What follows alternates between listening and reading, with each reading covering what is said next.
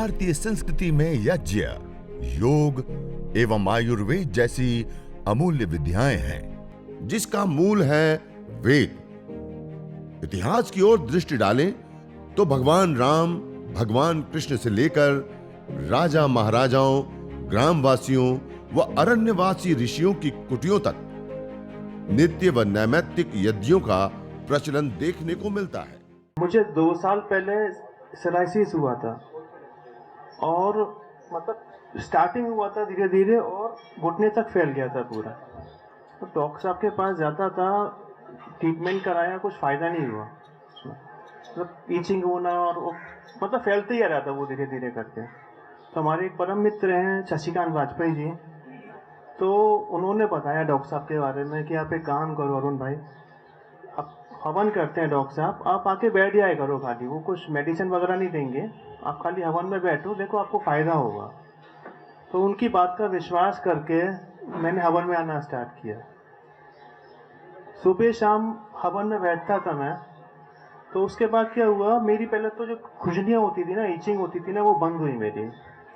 और उसके बाद फिर जो उसमें से सफ़ेद कलर का पानी निकलता था वो बंद हुआ। और 15-20 दिन में, मतलब समझो ना 3 हफ्ते में मेरा वो बिल्कुल मतलब ख़त्म हो गया वो। मुझे पाँव में ब्लॉकेज हुआ था, उसकी वजह से ब्लड सर्कुलेशन नहीं हो रहा था। उसकी 7-8 साल मैंने डॉक्टर के पास ट्रीटमेंट ली पर कोई फ़र्क नहीं पड़ा। डॉक्टर ने बोला लास्ट में कि बाईपास करना पड़ेगा।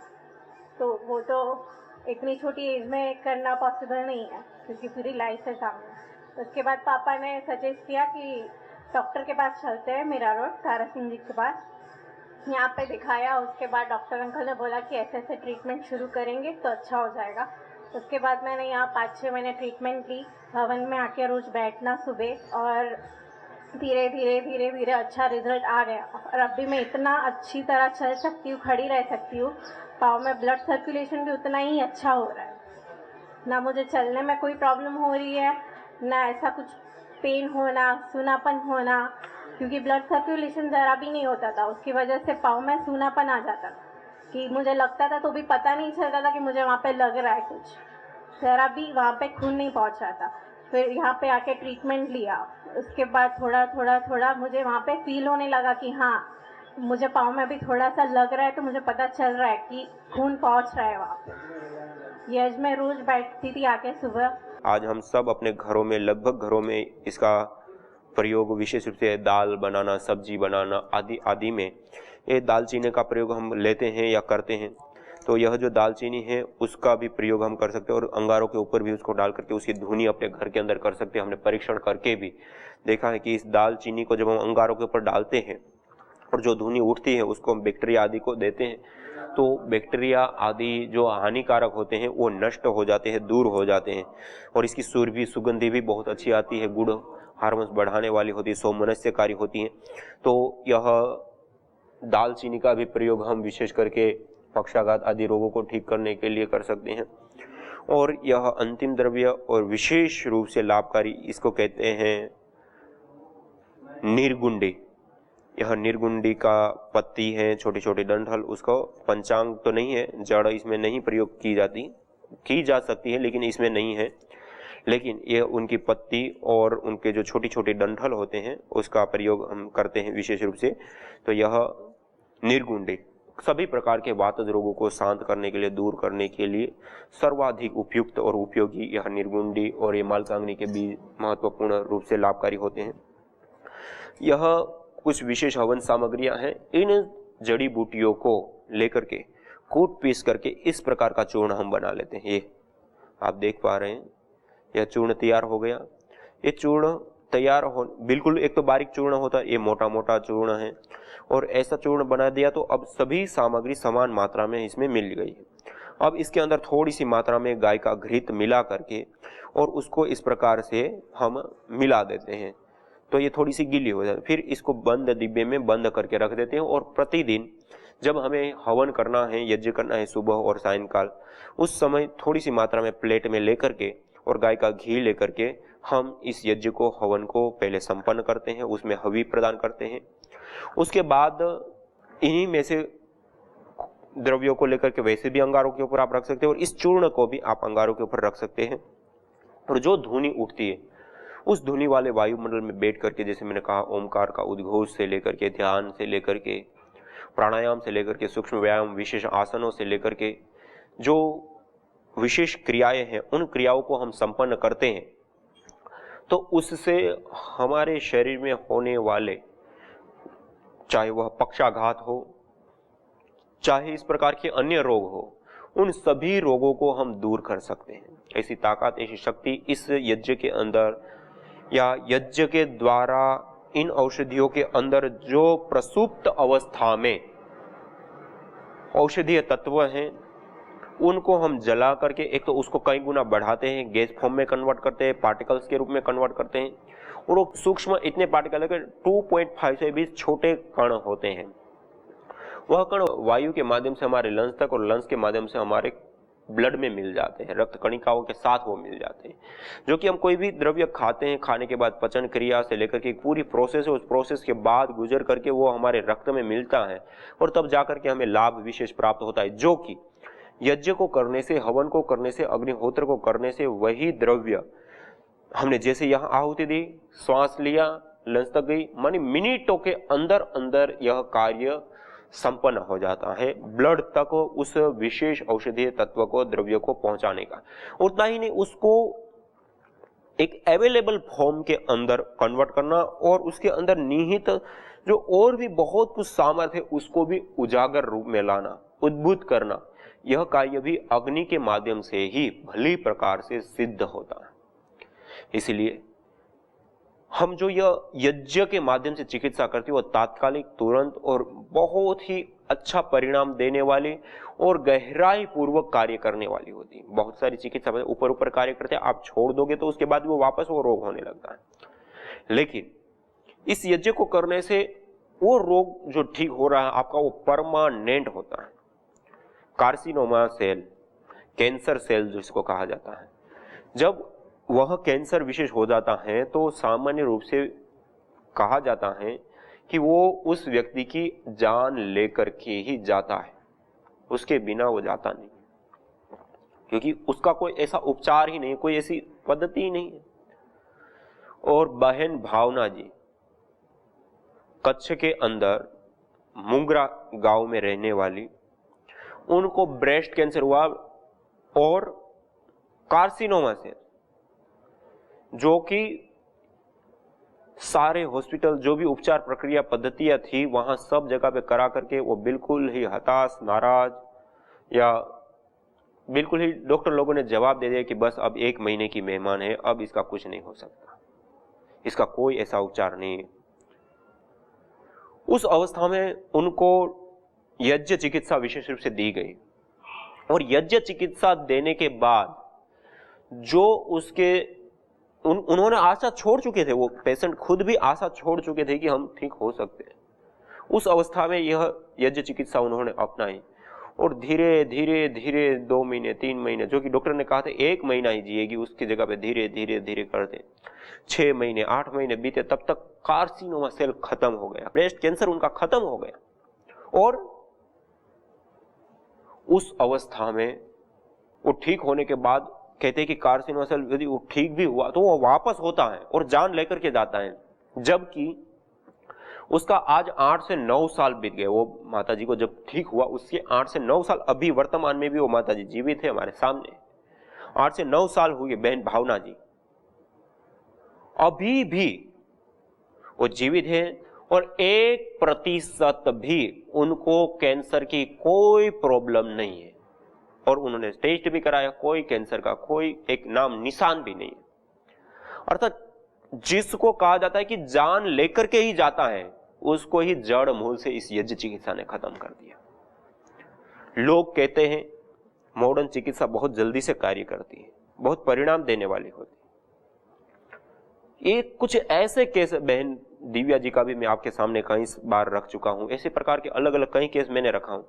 इन केसों को देखने से ये साबित होता है या सिद्ध होता है, ये चीज सामने आती है कि जो लोग सामान्य रूप से जितने भी मॉडर्न चिकित्सा जिसको कही जाती है एलोपैथ चिकित्सा जिसको कही जाती है, अंग्रेजी दवाइयां जिसको कही जाती है, या जिसको स्पेशलिस्ट विशेषज्ञ डॉक्टर कहे जाते हैं, उन लोगों ने जो कुछ कर सकते हैं, जितना कुछ खर्च अंधाधुंध कर सकते हैं, सब कुछ करने के बाद भी जब उन्होंने हाथ खड़े कर दिए, महीनों महीनों के इलाज करने के बाद भी जब ठीक नहीं हुए, उन लोगों ने जब यज्ञ चिकित्सा अपनाए तो महीनों महीनों लाखों रुपए खर्च करने के बाद जो परिणाम नहीं मिला, वो परिणाम, वो लाभ उनको केवल मात्र 3 से 6 महीना यज्ञ करने से नवजीवन प्राप्त किए। और इसका खर्च क्या है? मामूली सा। आप सामग्री का प्रयोग करते उससे कितना खर्च आ जाता है? 1000, 2000, 5000, 10,000 महीने की चिकित्सा, गाय का घृत और ये सब। और आप हॉस्पिटल में जाते हैं तो जो दवाइयां मामूली से खर्च से भी जो भी तैयार हुई है, उसके बाद भी जब वो बेचते हैं तो ना जाने कितने गुना पैसा, एक प्रकार से लूट। और मान लो वास्तविकता में भी है, तब भी वो कितना बड़ा लाखों का बिल, और उसके बावजूद भी महीनों तक ट्रीटमेंट होने के बाद भी जिसमें वो रिजल्ट नहीं है, उसके बाद भी वो विश्वास नहीं दिला पाते हैं, और उसके बाद भी लोगों को अपनी जान गंवानी पड़ती है।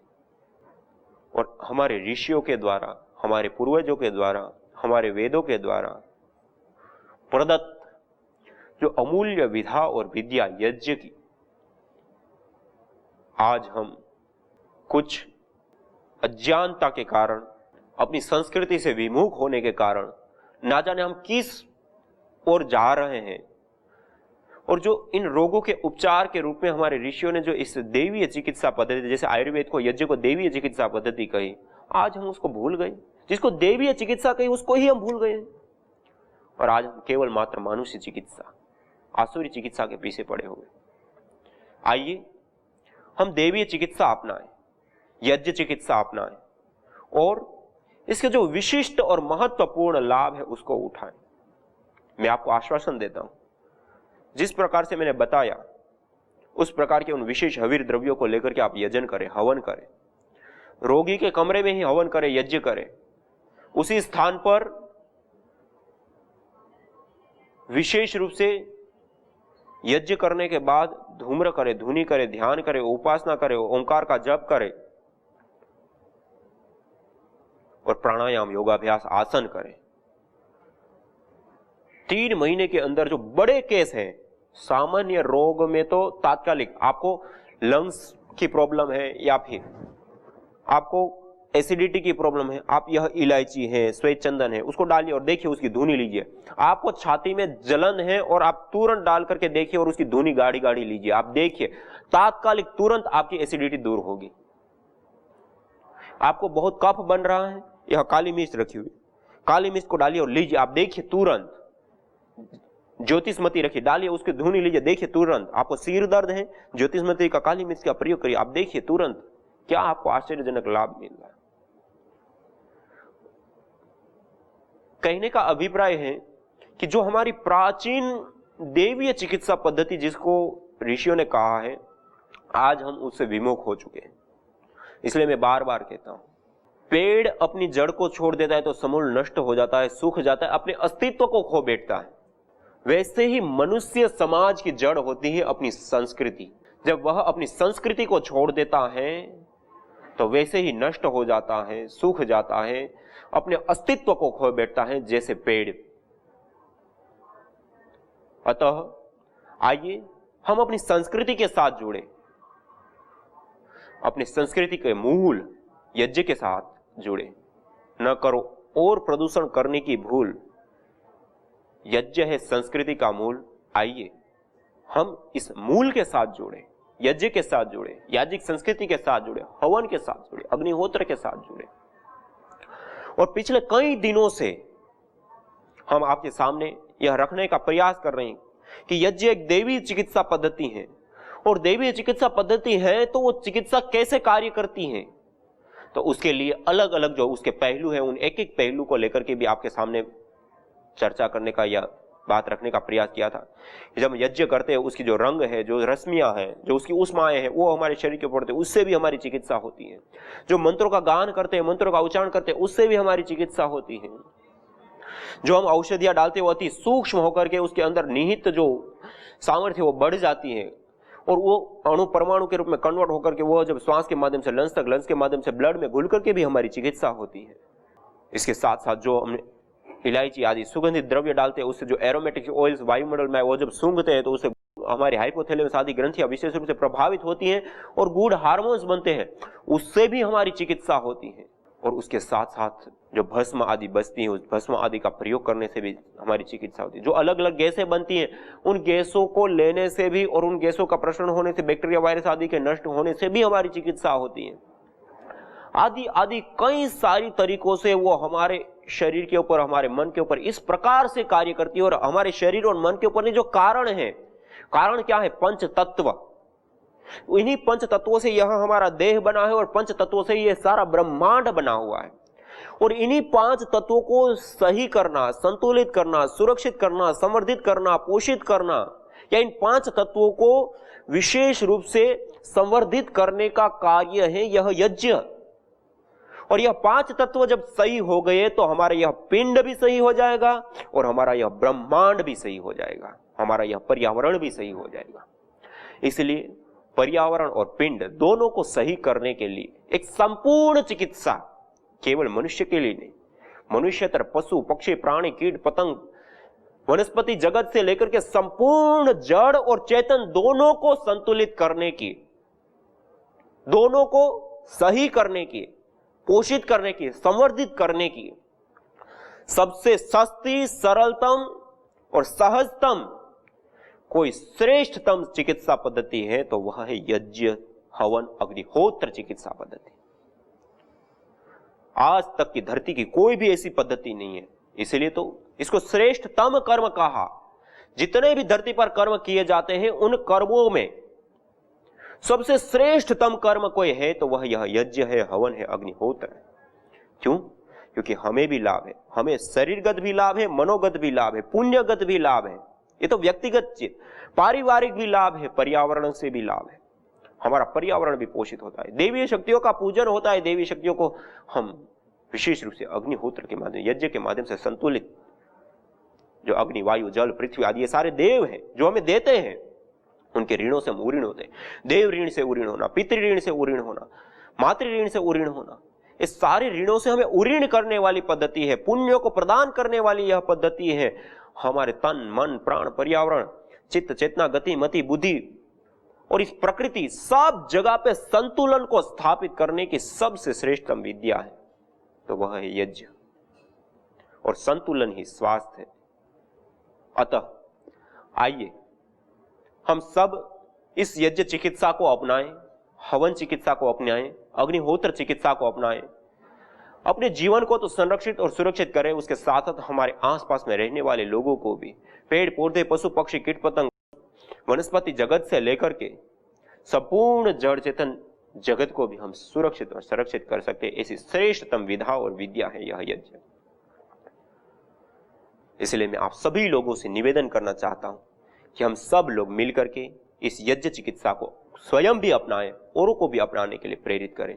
हमारी भी लाभ है, प्रकृतिगत भी लाभ है, और भी अनेकों लाभ हैं। इसी के साथ हम यह यज्ञ चिकित्सा और प्रशिक्षण शिविर का आज हम यहीं पर समापन करने जा रहे हैं कि पिछले कई दिनों से जो हम यज्ञ चिकित्सा और प्रशिक्षण के बारे में जान रहे थे उसमें कुछ कुछ रखने का आपके सामने प्रयास किया। और अधिक आप जानना चाहते हैं तो आप YouTube चैनल के ऊपर, स्वामी यज्ञदेव नाम से YouTube चैनल है, उसके ऊपर जाकर के आप देख सकते हैं। और वहां पे हमने सारी चीजें देने का प्रयास किया कि जो यज्ञ चिकित्सा अपना करके जिन लोगों ने विशेष लाभ प्राप्त किया है, असाध्य कोटि के रोगों से जिन्होंने मुक्ति पाई है, उनके भी अनुभव हमने वहां आपके सामने शेयर करने के लिए हमने प्रस्तुत किए हैं। इसके साथ साथ इसकी पद्धति, प्रक्रिया, विधि आदि सब चीजों को लेकर के आपके सामने वहां पे रखने का, जिससे हम सरलता के साथ हम स्वयं अपना पाए, और को अपनाने के लिए प्रेरित कर पाए, इसके लिए कुछ सुविधाएं प्रदान करने का प्रयास किया है। तो आप सभी लोग वैदिक टीवी चैनल के ऊपर भी प्रतिदिन प्रातः और सायंकाल 11:30 से 12 दोनों समय आता है, उसको भी आप देख सकते हैं। उसके साथ साथ यूट्यूब चैनल के ऊपर जाकर के भी आप देख सकते हैं। और यज्ञ चिकित्सा, यज्ञ महिमा के बारे में जाने और को हम प्रेरित करें।